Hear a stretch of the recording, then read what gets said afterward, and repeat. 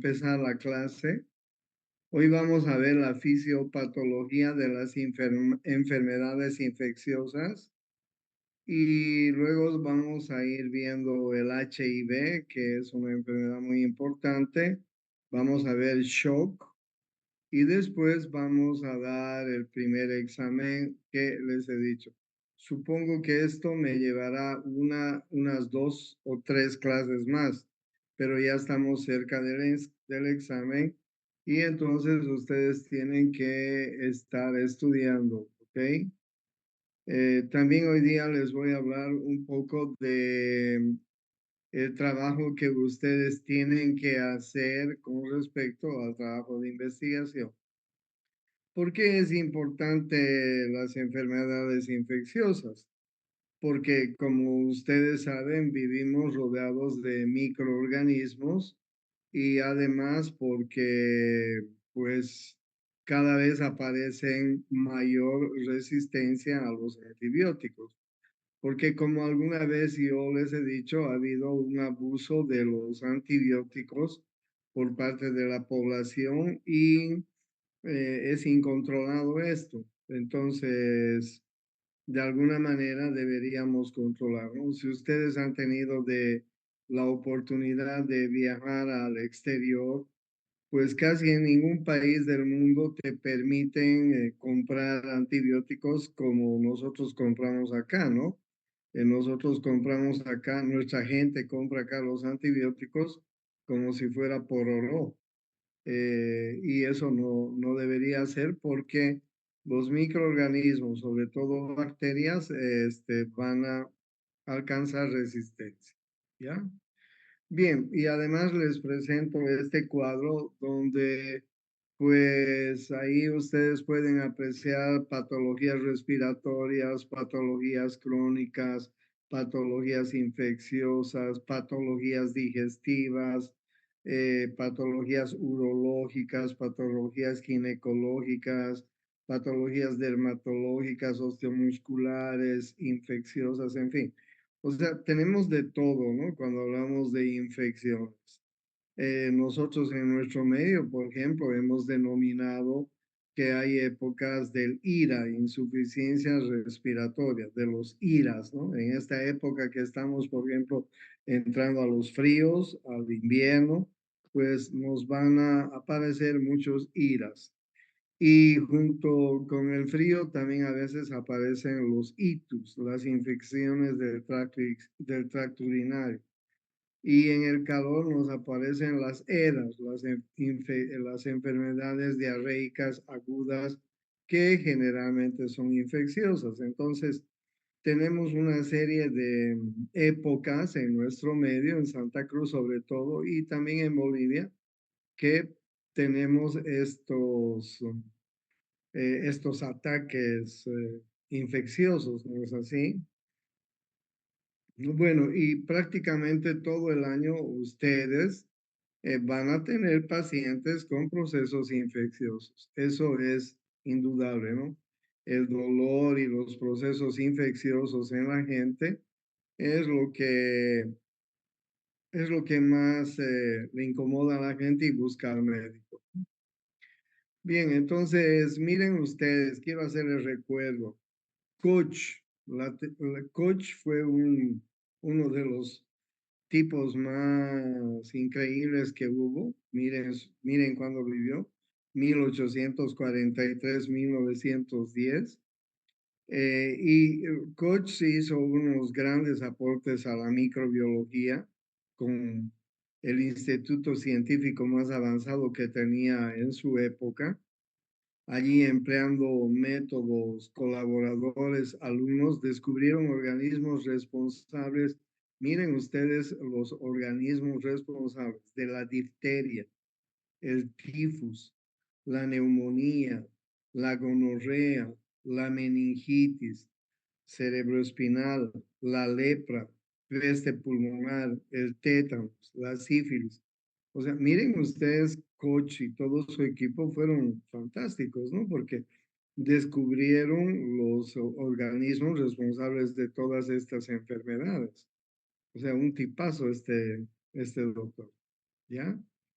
Miren un poco de su historia, ¿no? En 1870 demostró que el carbunco infeccioso o anthrax solo se desarrollaba en los ratones cuando el material inyectado en su torrente sanguíneo contenían bastones o esporas viables del Bacillus anthracis. Miren qué interesante esa observación. Mostró cómo trabajar con dichos microorganismos, cómo obtenerlos a partir de animales infectados, cómo cultivarlos artificialmente y cómo destruir. ¿Qué capo? En 1881 dio a conocer sus estudios sobre la tuberculosis y al año siguiente anunció que había aislado el bacilo responsable de la tuberculosis. Ustedes saben que el bacilo de la tuberculosis se llama bacilo de Koch. Después se dedicó al estudio del cólera, que en 1883 había alcanzado niveles de epidemia en la India. Identificó al bacilo causante, descubrió que era transmitido a los seres humanos, sobre todo a través del agua. Más tarde viajó al África, donde estudió las causas de las enfermedades transmitidas por insectos, sobre todo el paludismo, la malaria, que si ustedes alguna vez tienen la oportunidad de viajar a una zona malárica, es tremendo. Yo viví en el África varios años y la malaria mata millones de africanos cada día. En el 1891 fue director del Instituto de Enfermedades Infecciosas de Berlín, creado para la investigación médica hasta su jubilación en 1904. ¿Sí? En 1905 obtuvo el Premio Nobel de Fisiología y Medicina, murió el 27 de mayo de 1910. Bueno, un tipo que hizo muchos aportes a la infectología, a la microbiología. Y algunos postulados es que el patógeno debe estar presente en el hospedador enfermo. El patógeno puede ser aislado en cultivo puro desde el hospedador enfermo. Claro, eso es correcto, ¿no? Nosotros podemos aislar cualquier germen desde el huésped que está enfermo. ¿No es así? El patógeno causa enfermedad cuando es inoculado en un huésped sano. El patógeno puede ser reaislado desde el huésped infectado, desde el huésped sano o de nuevo en el postulado 3. Nosotros conocemos esos postulados y los manejamos pues cotidianamente y a veces sin darnos cuenta que hubo una persona que fue el que descubrió todos estos enunciados que nosotros manejamos eh, con rutina. Bien, entonces, cuando nosotros estamos estudiando medicina, uno de las cosas importantes que aprendemos en la facultad es a prevenir. Y eso es lo que todos vamos a hacer cuando egresemos, cuando vayamos a la provincia, cuando vayamos a hospitales a hacer nuestra rotación de salud pública, en fin, prevención, ¿no? La profilaxis. Porque luego ya viene la patogénesis, viene el diagnóstico y luego viene la epidemiología. Pero lo mejor sería prevenir, hacer la profilaxis de todas las enfermedades. Ese es el objetivo más importante en una universidad, en una facultad de medicina, ¿no? Que los médicos aprendan a enseñar a la gente a prevenir las enfermedades. Entonces, eso es algo muy importante. La enfermedad infecciosa, en su patogénesis, tenemos que tomar en cuenta, como ustedes están viendo, qué organismo, dónde está localizado, cómo se ha localizado, cómo localizar al organismo y cuándo va a durar la infección. Entonces, ustedes pueden ver que el organismo puede producirse por contacto directo, por contacto indirecto. Nosotros podemos localizar la infección en cierto órgano, tejido o diseminado y tenemos que tomar una muestra. Tenemos que determinar cómo se ha transmitido el microorganismo y cuándo se ha transmitido el microorganismo, ¿no? Y todo esto que ustedes están viendo está involucrado en la prevención o profilaxis, en el diagnóstico microbiológico que tenemos que hacer de estos microorganismos y además en el estudio epidemiológico en la población que estos microorganismos pues producen. Algunos términos que debemos tomar en cuenta: infección o colonización, establecimiento de un microorganismo en un hospedador, en un huésped. Esto puede ser breve o persistente. Enfermedad infecciosa, presencia de signos y síntomas clínicos, productos del daño al huésped tras la interacción con microorganismos. Patología es la ciencia que estudia las enfermedades y desde el punto de vista de la patología nosotros estudiamos la etiología, que es la causa, la patogénesis, los mecanismos involucrados en el desarrollo, los cambios estructurales y funcionales provocados por la enfermedad en el cuerpo. El patógeno es el microorganismo que tiene la capacidad de causar la enfermedad. Puede ser primario, regularmente causa la enfermedad en individuos susceptibles con respuesta inmune preservada, y oportunista, causa enfermedad en individuos que tienen sus mecanismos de defensa comprometidos. Por ejemplo, un diabético, por ejemplo, un paciente que toma corticoides, por ejemplo, un paciente que toma inmunosupresores, por ejemplo, un paciente que ha sufrido un trasplante, etcétera, son susceptibles de tener enfermedades oportunistas. Y la virulencia es una medida cuantitativa de la patogenicidad, de la probabilidad de causar enfermedad. ¿Ok? La importancia del diagnóstico y del diagnóstico infeccioso es la clínica, el reconocimiento etiopatogénico de la enfermedad, la presunción del foco originario de la infección, la elección de la terapia inicial y la modificación de la empírica, ¿no? Y el diagnóstico rápido de algunas infecciones.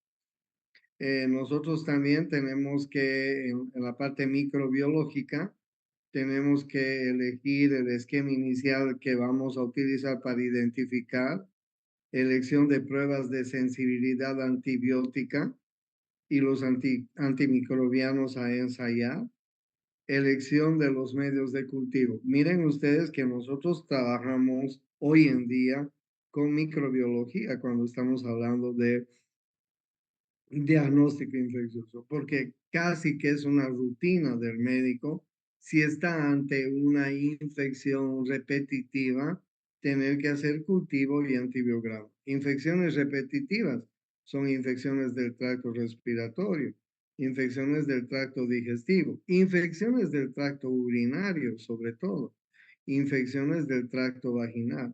Si tienes una mujer que viene por segunda vez con su cistitis, con su infección del tracto urinario, pues lo recomendable es hacer un cultivo y antibiograma. Si viene un niño con infección del tracto respiratorio, lo recomendable es hacer cultivo y antibiograma. Si viene un paciente con sinusitis o con cualquier otra infección, lo recomendable es que hagamos cultivo y antibiograma para no estar quemando los antibióticos. ¿Es así? Entonces, bien, ustedes pueden ver que este es un proceso que puede acompañarse de algunas manifestaciones que son muy importantes y que inclusive podrían llegar a la muerte, ¿no? Ustedes vean, normalmente un proceso infeccioso, si no es grave, pues llega, da sus síntomas, puede ser asintomático incluso dependiendo de la infección, pero incluso el proceso infeccioso puede ser tan grave que puede llegar a una muerte y a una infección fulminante. Bueno, el horizonte clínico que tenemos es alentador, pero no se olviden que hoy en día hay más microorganismos resistentes que antibióticos que estén descubriendo. Entonces, hoy en día tenemos microorganismos resistentes a antibióticos de última generación que no saben ya qué hacer los infectólogos, los médicos que se dedican a este tipo de infecciones. Hay que combinar dos, tres antibióticos para poder tener a veces resultados favorables. ¿No es así? Bien, entonces, ¿cómo se maneja un proceso infeccioso? Generalmente hay un periodo de incubación, ustedes pueden ver. Este periodo de incubación generalmente dura una semana, entre, digamos, 2 a 5 a 7 días. Luego está el periodo prodrómico, donde el paciente ya siente los primeros síntomas, malestar general, un poco de fiebre, mialgias, artralgias. Luego está el periodo de estado, donde realmente el paciente se siente enfermo, donde están todos los síntomas y signos de la enfermedad. Y luego viene pues la última, que es el periodo terminal, ¿no? Que puede ir a la convalecencia, a la curación, a la lesión crónica, a la secuela, puede ir incluso a la muerte, ¿no? Generalmente una gran mayoría terminan en convalecencia, en curación, pero también muchas infecciones pueden terminar en lesiones crónicas con secuelas, ¿no? Y muchas pueden agravarse, terminar en muerte. Ustedes saben bien, pues. Dentro de las enfermedades infecciosas es importante la presentación de los pacientes, ¿no? Un paciente con infección tiene síntomas y tiene signos que ustedes pueden darse muy bien cuenta. Los síntomas son todo lo que el paciente siente y los signos es todo lo que el médico encuentra, ¿no es así? Ustedes ya saben ese término. Y un síndrome es un grupo específico de signos o síntomas que acompañan a una enfermedad definida. Muchas veces utilizamos nosotros eh, utilizamos esta nominación, ¿no? Eh, utilizamos esta nominación y pues podemos utilizar el síndrome, ¿no? Por ejemplo, un dolor en una mujer de 20 años, un dolor en una mujer de 20 años que tiene dolor en la fosa ilíaca derecha, para darles un ejemplo, ¿no? Pueden ser muchas cosas las que tenga esa señora, esa señorita, esa chica. Y entonces, imagínense, en la fosa ilíaca derecha está el apéndice, está el ovario, está la trompa, están los genitales internos, puede ser desde una infección del recto, del colon ascendente, del intestino delgado que se encuentran en la fosa ilíaca, una infección del apéndice, les decía, puede ser un problema de ovario, puede ser un problema de trompa, puede ser un problema de útero, en fin, puede ser un embarazo ectópico.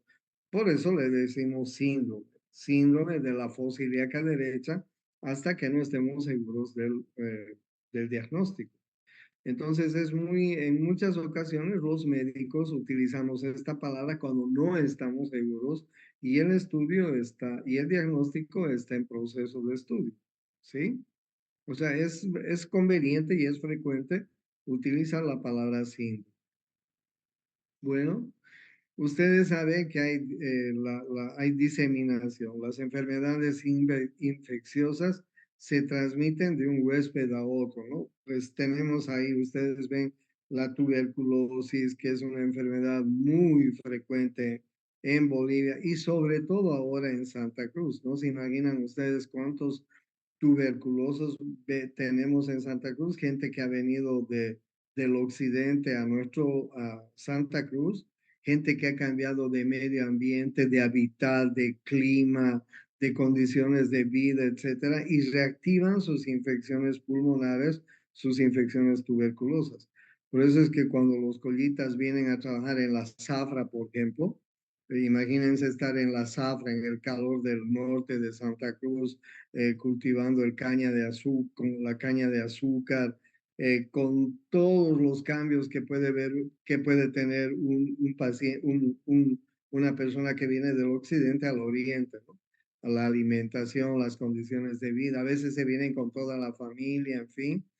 Entonces se reactivan sus infecciones tuberculosas. Y muchos de ellos ya han hecho tratamiento y son tuberculosos resistentes al tratamiento original. Y ahí ustedes tienen, ¿no? Sí, enfermedades sexuales, ¿no? Que tenemos tantas, porque pues ustedes saben que la promiscuidad, la prostitución aumentan en cualquier sociedad. Y enfermedades no transmisibles causadas por microorganismos que normalmente crecen o se mantienen fuera del huésped y que no son transmitidas. El tétanos, por ejemplo, el Clostridium tetani, que normalmente eso no es un contagio. A veces agarramos un clavo que está oxidado, viejo, nos pinchamos, nos hacemos una herida, con alguna cuestión muy vieja, muy oxidada, donde está el Clostridium, y de pronto nos agarramos de tétanos, ¿no? Bien, la frecuencia con la que lleva la enfermedad. La enfermedad puede ser esporádica, ocurre solo ocasionalmente. Por ejemplo, la fiebre tifoidea no es una enfermedad que nos ocurre todo el tiempo. Endémica, se mantiene de forma estacionaria en una población o zona geográfica por varios periodos de tiempo. A veces vienen los resfríos, las gripes en nuestra época, en nuestra ciudad, y nos mantenemos, ¿no? Esta es una época de resfríos. No sé por qué he visto tantos resfríos estas semanas en Santa Cruz, con tos, con gripe, con resfrío. Han debido ver ustedes. En la epidémica, muchas personas en un área, en un área dada la adquieren en un periodo relativamente corto. Eso es lo que tenemos ahora, ¿no? Gripe, dengue. En la época de las lluvias, dengue produce epidemia, ¿no? En todo Santa Cruz, y todos andamos pues fregados con el dengue. La pandemia es la que hemos tenido hace poco con el virus que nos ha venido, ¿no? Con el virus del COVID. Pero bueno, también tenemos otras enfermedades que ustedes pueden ver. La ocurrencia es reportada por la incidencia, número de nuevos casos en una población con riesgo. ¿Ok? Es una medida de la diseminación de la enfermedad, medida en un periodo de tiempo definido. Y la prevalencia, miren la diferencia entre incidencia y prevalencia. La prevalencia, número de casos actuales, viejos y nuevos en una población. ¿Sí? Evalúa cuán seriamente y durante cuánto tiempo una enfermedad afecta a una población. La inmunidad de la multitud es la presencia de inmunidad a una enfermedad en la mayoría de la población. Eso es lo que ha pasado con el COVID, ¿no? Hemos tenido inmunidad porque la vacunación ha prevenido la diseminación de la enfermedad. Hemos tenido el efecto rebaño con el COVID, ¿no? Acuérdense que al comienzo nos encerraron en nuestras casas, tuvimos que pasar, incluso ustedes seguro eran colegiales, pasar las clases por esta vía, aprendimos a pasar clases por esta vía, hasta que nos tuvieron pues con barbijos, guantes, alcohol, lavado de manos, cambiado de ropa y todo eso que hacíamos con la gente que no tuvo el cuidado necesario se enfermó, y muchos de nuestros amigos, familiares murieron. Entonces después vino la vacuna, ¿no? Y con la vacuna el efecto rebaño, en la cual todos los que hemos sobrevivido hemos podido combatir la enfermedad. Entonces, la inmunidad colectiva de rebaño, sujetos vacunados proveen protección indirecta a susceptibles no vacunados o parcialmente vacunados. Claro, esto ha hecho que muchos que no creen en la vacuna no se han vacunado, porque hay mucha gente que no cree en la vacuna. Por ejemplo, en mi caso les cuento, con la vacuna del COVID no hicieron muchos estudios, pero como el COVID nos estaba atacando tanto, pues lanzaron la vacuna sin hacer un estudio definitivo. Y a muchas personas les ha venido enfermedades, secuelas. A mí, por ejemplo, la vacuna del COVID me atacó a mis manos, y me dio artritis. Normalmente no era una persona que tenía ningún problema articular, pero después de las vacunas del COVID me apareció artritis. Y muchas personas han tenido secuelas. ¿Por qué? Porque claro, la endemia fue fue rápida, la OMS tuvo que definir, bueno, vacunemos a todos independiente de los efectos que les cause, a la mayoría les fue muy bien, a algunos nos apareció alguna secuela, ¿es así? Bien, el alcance de una enfermedad puede definirse como aguda si se desarrollara rápidamente, pero perdura por tiempos cortos, como la influencia, el resfrío común.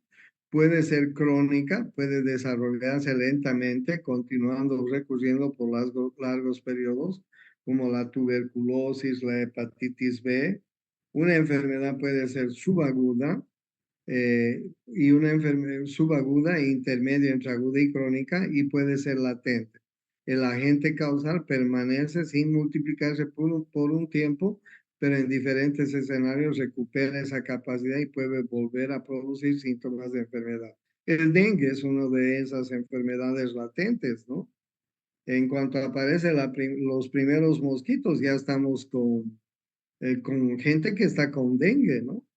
En estas lluvias, imagínense cuánta gente estará con dengue. Y muchos de ustedes que me dicen que están resfriados, gripes, por ahí no es dengue.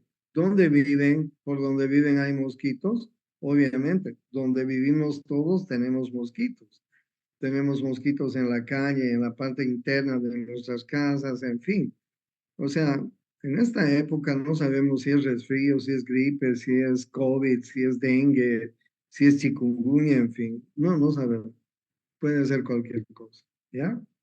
Entonces es importante. Infección local, ustedes se dan cuenta, es una enfermedad limitada a un área pequeña del cuerpo. Infección sistémica, una infección que se ha extendido por todo el cuerpo, desde la circulación sanguínea o linfática.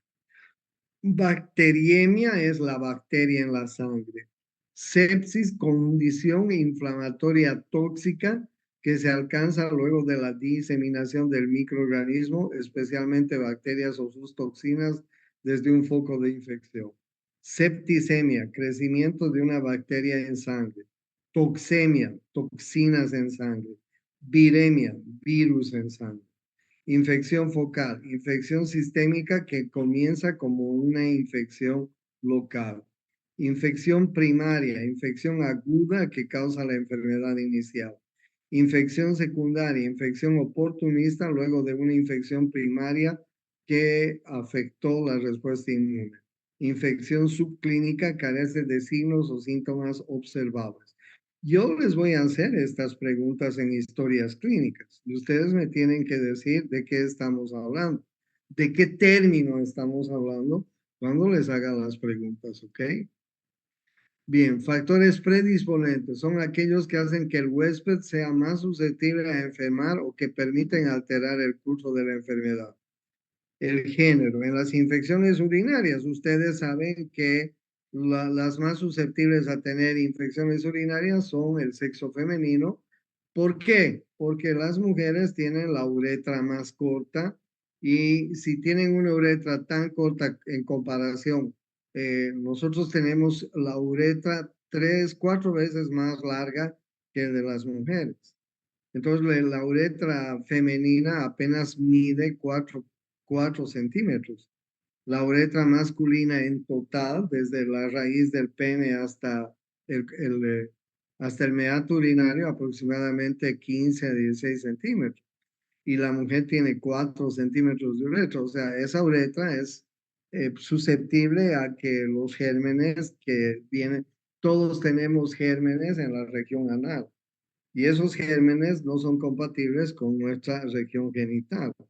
Entonces, la uretra femenina es la que tiene más opción de que los gérmenes que viven en la región rectal se puedan entrar, sobre todo en las niñas, sobre todo en las ancianas. Imagínense, las niñas no tienen la condición higiénica adecuada, las ancianas dejan de tener. Una mujer joven sí, además de tener la higiene pues normal que todas las jóvenes como ustedes deben tener, pues además tienen una buena defensa hormonal, ¿no es cierto? Ustedes tienen sus hormonas pues trabajando bien, pero una niña no es así.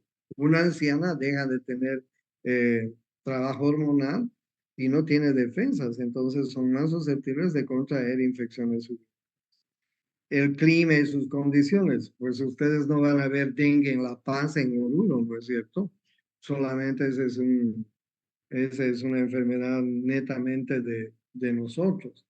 La edad, pues nos damos cuenta precisamente. La fatiga, la nutrición inadecuada, condiciones heredadas, quimioterapia, trasplantes, todos los pacientes que tienen una enfermedad de base, que usan corticoides, inmunosupresores, que tienen cáncer, en fin, son factores predisponentes a tener alguna enfermedad. ¿Ok? Hay un fenómeno que se llama el fenómeno del iceberg, ¿no? Por ejemplo, miren ustedes, eh, para darles un ejemplo, en el caso del cólera comienza a aparecer el iceberg, ¿no? Cuando hay un porcentaje pequeño de pacientes, pero el iceberg, miren cómo está debajo, ¿no? El iceberg, en cualquier momento alguien puede chocarse contra ese iceberg y pues tener todo el mundo después. La influencia pandémica, pues, es una enfermedad donde se ve el iceberg en la mitad, pero hay otra mitad que puede tener la rabia. Cuando da rabia a una persona, pues, esta enfermedad se la nota, ahí está la rabia. Entonces, el fenómeno del iceberg es para decirnos el espectro clínico de algunas enfermedades, ¿no? Bien, cuando hablamos de patrones de la enfermedad, el periodo de incubación es el tiempo que transcurre entre la infección inicial y la aparición de los primeros signos y síntomas. El periodo prodrómico está caracterizado por la aparición de los primeros signos y síntomas leves, poco específicos. Durante el periodo de la enfermedad, el tercer periodo, todos los signos y síntomas son propios del cuadro y son evidentes. En el periodo del declive o decline, cuarto periodo, los signos y síntomas comienzan a ceder. Y finalmente, el último periodo, el 5, el de la convalecencia, el organismo retorna a su estado precedente y la salud se restablece, ¿no? Entonces, esos son el desarrollo de una enfermedad infecciosa. El reservorio de la infección, una fuente continua de infección. El reservorio humano, personas que padecen la enfermedad o son portadores de microorganismos patógenos. Por ejemplo, la tuberculosis, ese es el ejemplo más claro que tenemos. Mucha gente es portadora de la tuberculosis. Zoonosis son enfermedades que afectan a animales domésticos y salvajes y pueden ser transmitidas al hombre. Contacto directo con los animales, ingesta de animales o sus productos, artrópodos, hematófagos, en fin. Y miren ustedes, ¿algunos de ustedes han averiguado alguna vez qué enfermedades transmite el gato? Las mascotas en general. A todos nos gusta tener una mascotita en la casa, ¿no? Un perrito, un gatito. Pero ¿alguna vez han averiguado? ¿Alguna vez han averiguado, pues, qué enfermedades transmiten? ¿Cuáles son las consecuencias de esas enfermedades? Por ejemplo, ustedes saben que el gato produce, o digo, transmite la toxoplasmosis. ¿Y alguna vez han averiguado qué produce la toxoplasmosis en una mujer embarazada? Produce alteraciones genéticas graves, graves, graves. ¿Entienden? Reservorios no viables inertes, suelos, agua y alimentos, presencia de microorganismos es frecuente después de la contaminación de origen fecal o urinaria. Claro, yo les contaba lo que pasa en La Paz, en Cochabamba, en casi todas las ciudades, ¿no? Donde las excretas de las ciudades desembocan en los ríos que pasan por la ciudad. Y muchas de esas excretas, de esas orinas, pues están contaminadas por los enfermos que han tenido enfermedades digestivas, urinarias, en fin. Y más abajo del río, pues van a regar con esas mismas aguas las cosechas de los campesinos, frutas, verduras, hortalizas, legumbres, Y todas esas frutas, hortalizas, legumbres van a traer a la ciudad a vender, ¿cierto? Por eso es que los médicos, cuando hacemos prevención de enfermedades, y las enfermeras, etcétera, tenemos que enseñar a la gente cómo deben tratar el agua para tomar, las verduras para comer, las frutas para comer. Nosotros mismos tenemos que tener esos cuidados porque de lo contrario, pues corremos el peligro de enfermarnos. ¿Es así? Bien, la transmisión de la infección depende de varios factores: la fuente del agente infectante, el número de microorganismos liberados, la resistencia del microorganismo para que mantenga su virulencia, la frecuencia de contactos efectivos. El contacto directo involucra el contacto físico entre la fuente y el huésped susceptible. El contacto indirecto, transmitido por fomites y objetos inanimados. Incluye la transmisión por medios tales como el agua, alimentos, aire y otros como la transmisión por las gotitas de la saliva, ¿no? Las gotitas de flujo tras toser o estornudar. Vectores artrópodos pueden portar patógenos entre los huéspedes. Mecánica, porta pasivamente el patógeno en partes de su cuerpo. Las patas de la mosca, por ejemplo, que son los que transmiten, ¿no? Y biológico desde la picadura. De esta manera puede haber entonces vectores artrópodos que pueden contagiar enfermedades mecánicamente, como las moscas, biológicamente por la picadura, ¿no? Como los mosquitos. Entonces, miren ustedes cómo puede transmitirse una infección. El establecimiento de la infección ocurre luego de la secuencia definida de eventos. Desde un reservorio, el patógeno puede ser transmitido al huésped susceptible. El huésped o hospedador es un organismo que alberga y favorece el crecimiento de patógenos.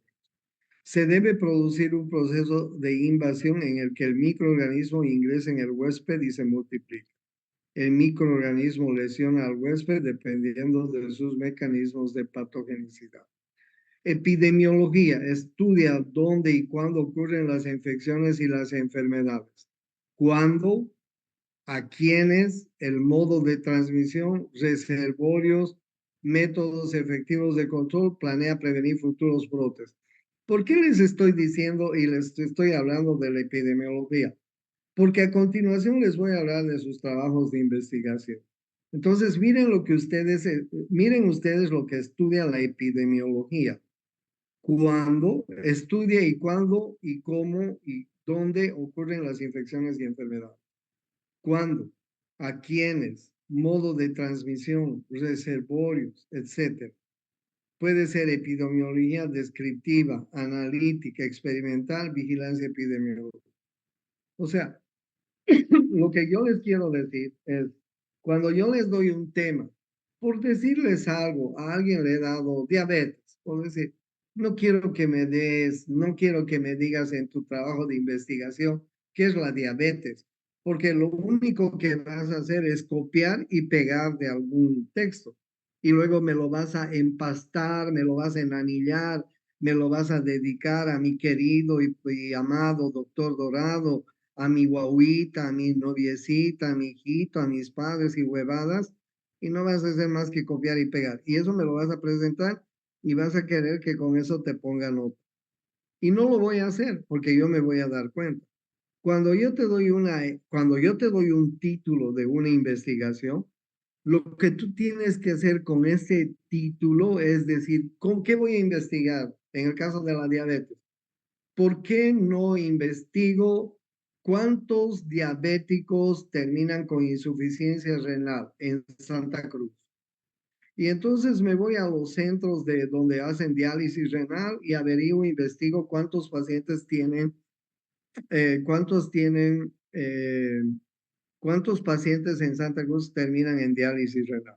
¿Cuántos pacientes en Santa Cruz terminan con diabetes, con retinopatía diabética, ciegos, para darles un ejemplo? ¿Cuántos pacientes terminan eh, con pie diabético? Para darles un otro ejemplo, a alguien le he dado tuberculosis. Ok, no me digan qué es pues la tuberculosis, no me digan cuál es el cuadro clínico de la tuberculosis, cómo se transmite, eso ya lo sabemos y eso vamos a aprender en la universidad. Cuéntenme algo de que puedan sacar provecho de esa tuberculosis, ¿ok?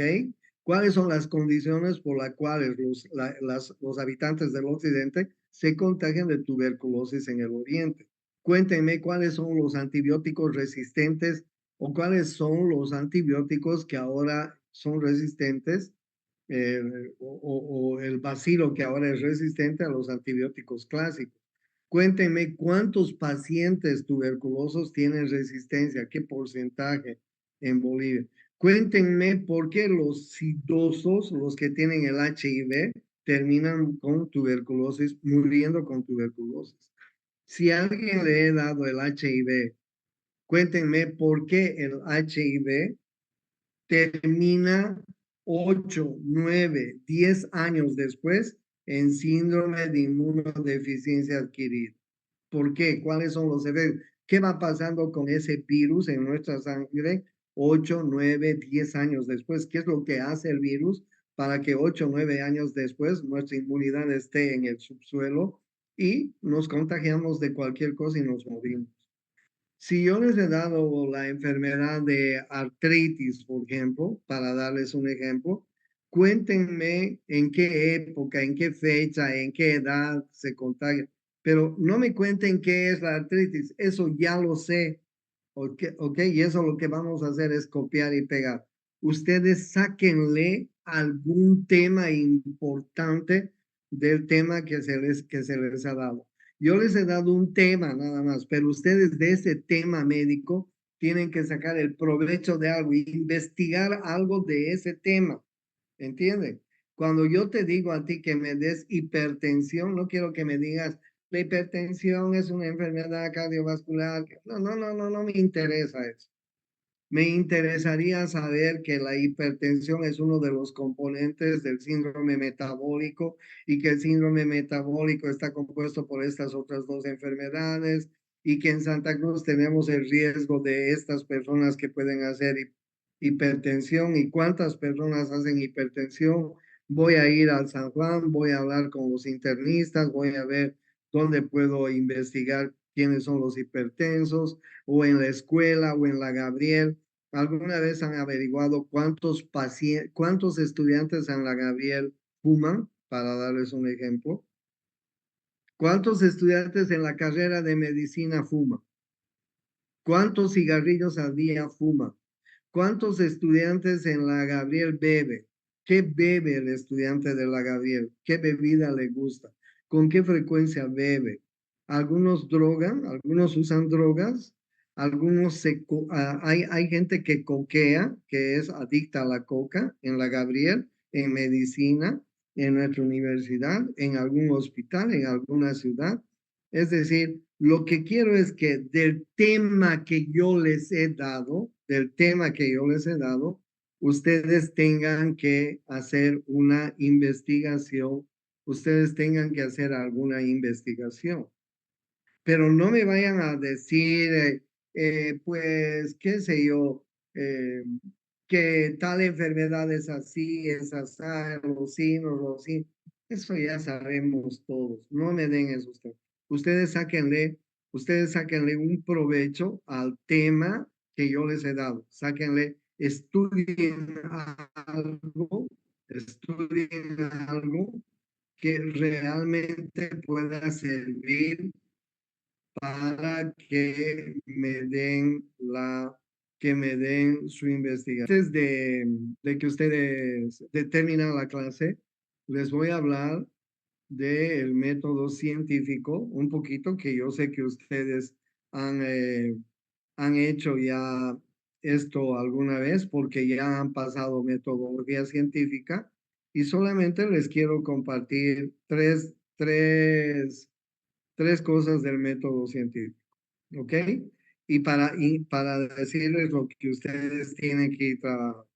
En las etapas del método científico, lo primero es la elección del tema. Ustedes ya tienen la elección del tema. Yo les he dado el tema a todos.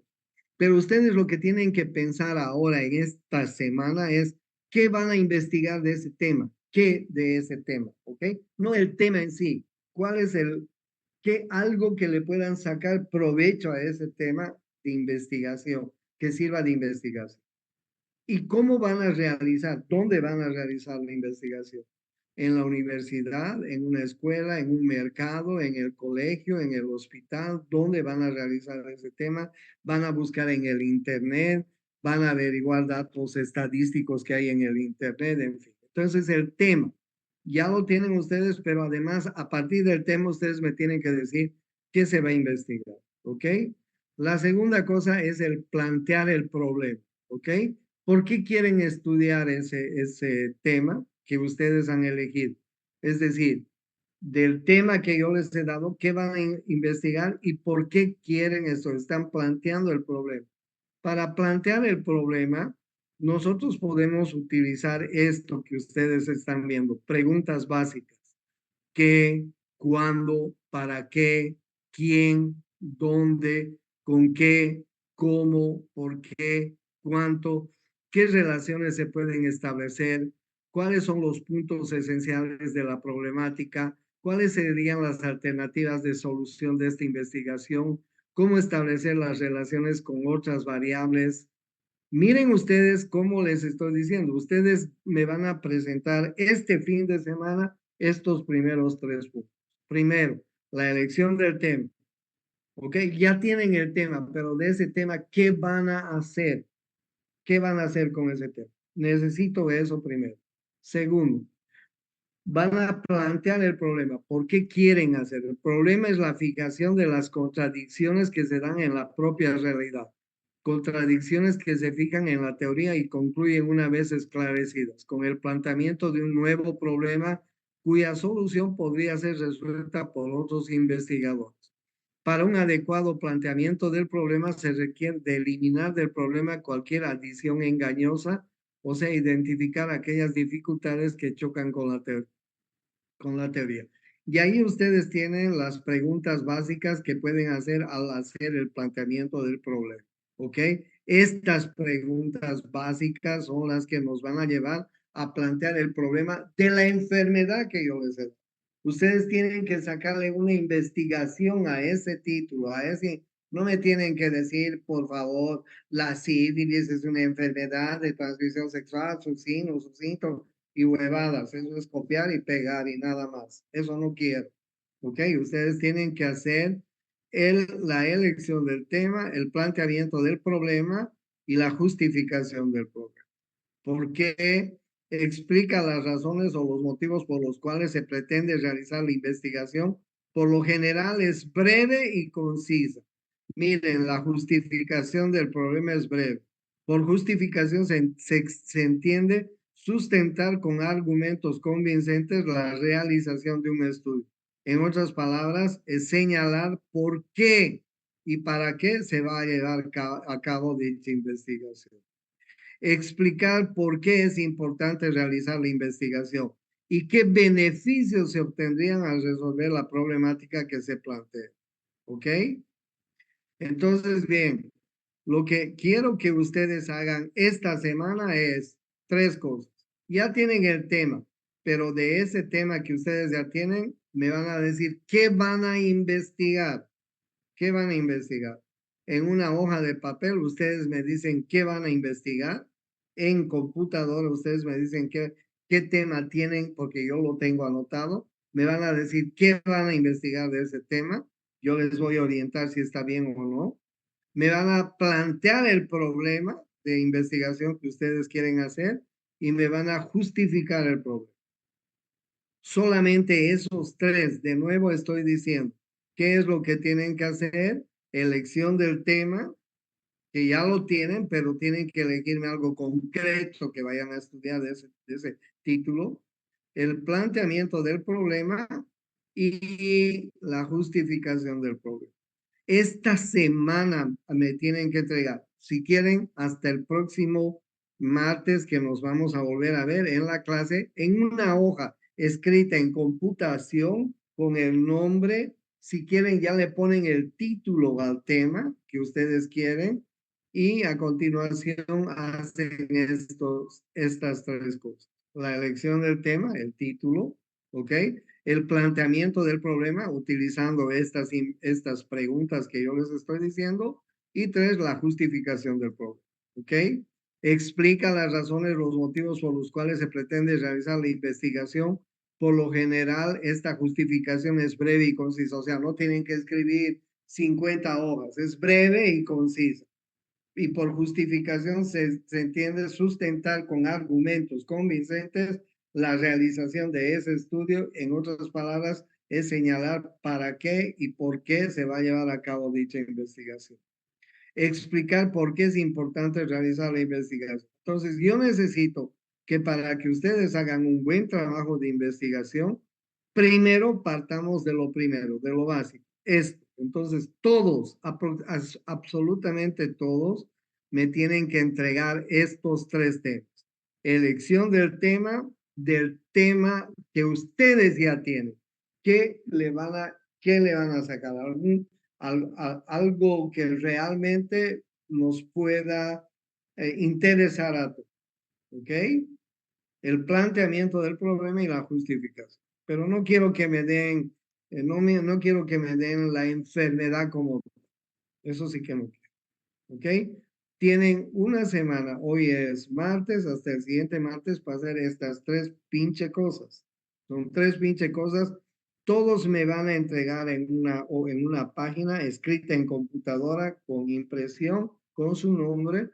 Y el próximo martes yo voy a recoger y les voy a ir orientando. Les voy a ir diciendo, el tema está bien, el tema es una huevada, no sirve para nada, vuelve a pensar en otra cosa, etcétera. ¿Entienden? Entonces necesito que hagan Recording ustedes, stopped. necesito que hagan ustedes ese trabajo. ¿Tienen alguna pregunta hasta acá? No. No se olviden, no se olviden. Entonces hemos empezado enfermedades infecciosas en fisiopatología. Vamos a continuar la siguiente clase. El jueves nos vemos. Un gusto. Chao, chicos. Hasta Hasta luego, luego, doctor. doctor. Gracias. Hasta luego, doctor.